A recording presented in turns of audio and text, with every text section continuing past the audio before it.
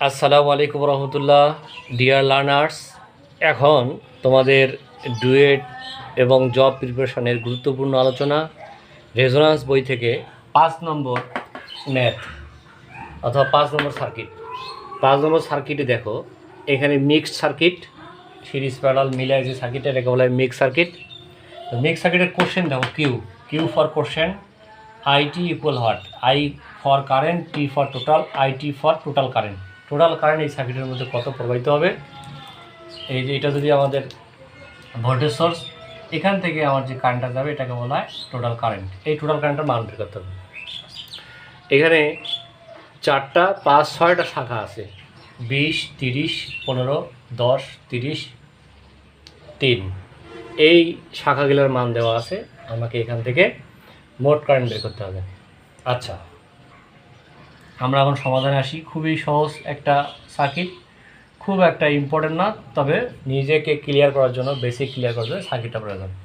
তো আমরা এখন ওই শুরুতেই বেসিলিটি সিরিজে সার্কিটগুলো করেছি ভেঙে ভেঙে ভেঙে, এত ভেঙে ভেঙে করা লাগবে না। তোমরা যদি একবারে লেখো R T, R for resistance, T for total, R T for total resistance, total resistance equal, তাও খেয়াল করো, আমরা লাস্ট থেকে সার্কিটের সমাধান করব।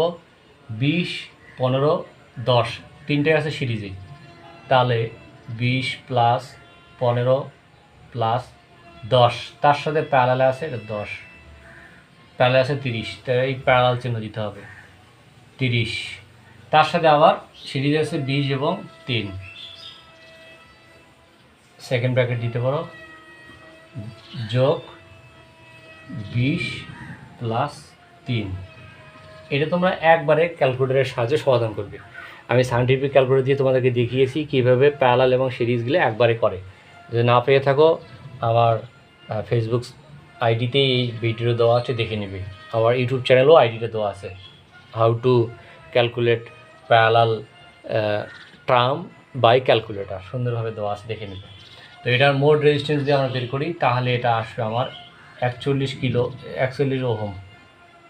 আচ্ছা, আমরা এখান থেকে বের করবো কারেন্ট। আমরা জানি কারেন্ট, আমরা বের করবো আইটি। তো আমরা জানি কারেন্ট সমান ভোল্টেজ ভাগ রেজিস্ট্যান্স, এটাকে বলতে পারো ভিটি ভাগ আরটি, অর্থাৎ টোটাল ভোল্টেজ ভাগ টোটাল রেজিস্ট্যান্স। এখানে ভোল্টেজ দেওয়া আছে 50 ভোল্ট, এটাই হলো সার্কিটের টোটাল ভোল্টেজ। তোমরা এখানে ডাইরেক্ট মান লিখলেও হবে, আমি তোমাদের বোঝার সুবিধাতে লিখলাম 50 ভাগ হলো 41। এটাকে যদি আমরা ক্যালকুলেটর দিয়ে ভাগ করি, তাহলে হবে 1.22, 1.22। যেহেতু কারেন্ট বের করতে হবে, কারেন্টের একক হলো